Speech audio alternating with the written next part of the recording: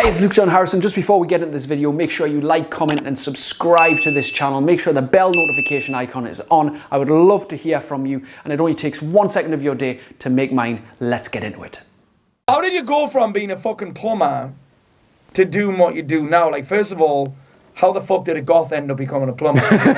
Goth, aye. Yeah, absolutely, yes. I certainly was. I kind of still am in some way. I just don't dress like one anymore.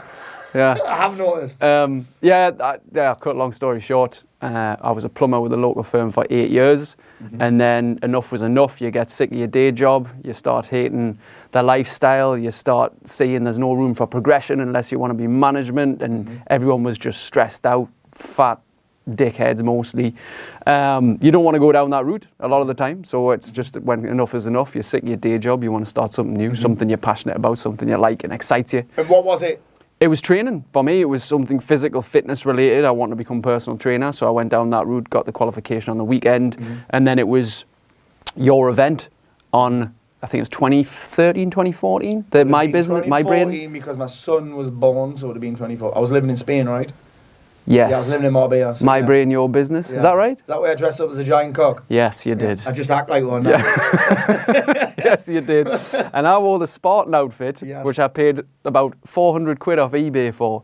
And it was the most uncomfortable day of my life. Jesus Christ. Oh, it was proper full-on armour. That was because you had a stiffy though. Well, all day, and I was trying to cover it with my armour, you see. So that was a bit uncomfortable. So let's dig into this again then, rather than telling the whole story. So we were in a job that we hated for 8 years. Yes. That we kind of, like, how did you end up in that job to start with? Well, Why? Parents kind of, you should get a trade, you should do this, you should do that, go to the job centre, have a look what's on offer. There's apprenticeship for a plumber, I'll try that. I actually tried it, failed 1 year, went the next year, got offered 2 jobs, I choose between them.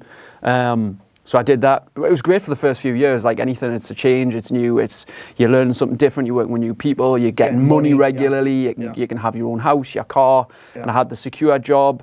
Sick pay, holiday pay, decent wage, enough to live off. I had the Audi car, everything, but I was miserable. I was fucking miserable. You know, I was still taking coke on a weekend. I was all over the place with my relationships, cheating left, right and centre, just not being a stand-up role model. Health wasn't particularly great. I trained at the gym, but I wasn't serious about internal health. That's changed a lot over the years. And mental health as well. So you basically just train to get hot birds. Yeah, basically, trained, insecurity, I guess. I think that's why most people start training, isn't it? Insecurity. I think that's why almost everybody starts. I think actually that may be changing a little bit now. But I think, how long ago was that? So, well, I've trained all my life, really, from the age of 16. So that's like coming up 20 years now for training, being in an environment. But it was 9 years ago that I took my qualification and left my job. That was 9 years ago. But actually it was you who made me put me notice in for my job. What did I do? Did I pin you down and say, hand you notice? No. It was actually you inspired us. Yes, you inspired us. I know you did, because it was at that event, and you just vomited all these ideas. Me.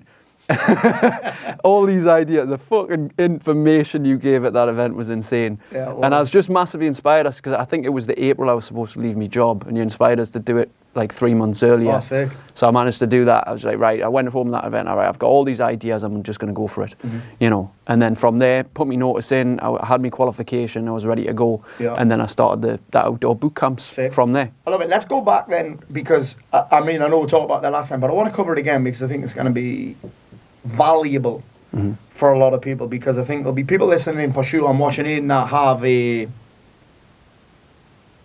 job, don't particularly like it, maybe have a little bit of a side hustle. What was that whole process like? Because it's easy for me, people ask me what should I do all the time. I'm in a job that I don't like, what should I do? I'm like, well, I can tell you what I would do, which would be to go fucking balls deep.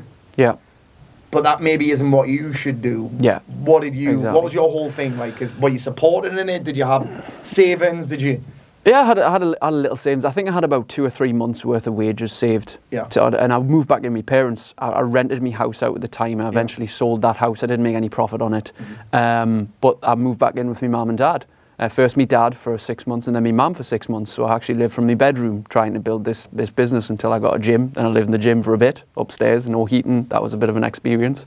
But like what you're saying, people hating their jobs, wanting to start something, they see everybody online doing it, making it look so easy, making things look so flash and like big business and stuff, and everyone's looking at the people like Cardone and Vaynerchuk and everyone. You know, it's appealing, but the graft required is insane. So for some people, it's not for a lot of people. It looks appealing to be your own boss, but like the work ethic, the consistency, the discipline required, the risks. Exactly. It's not often for everybody. I mean, sometimes some people because I see people all the time moaning about their jobs. Yeah. And part of us thinks, well, why don't you just fucking leave? But obviously it's the fear and the uncertainty is where's the money going to come from? But sometimes these people would be better off working in Aldi or Asda, happier, just still earning a wage. Maybe it's slightly less, maybe it's different hours, whatever, but at least they'd actually be happier.